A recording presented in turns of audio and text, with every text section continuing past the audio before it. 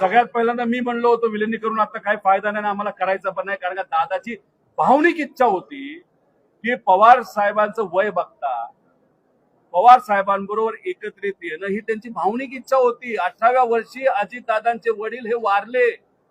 आनंद आजोबा हे वारल्यानंतर अजितदादांना कुणी मुलासारखं वागवलं असेल तर पवार साहेबांनी वागवलं आणि हे त्यांच्या मनात होतं. हे त्यांनी आम्हाला बोलून दाखवलं.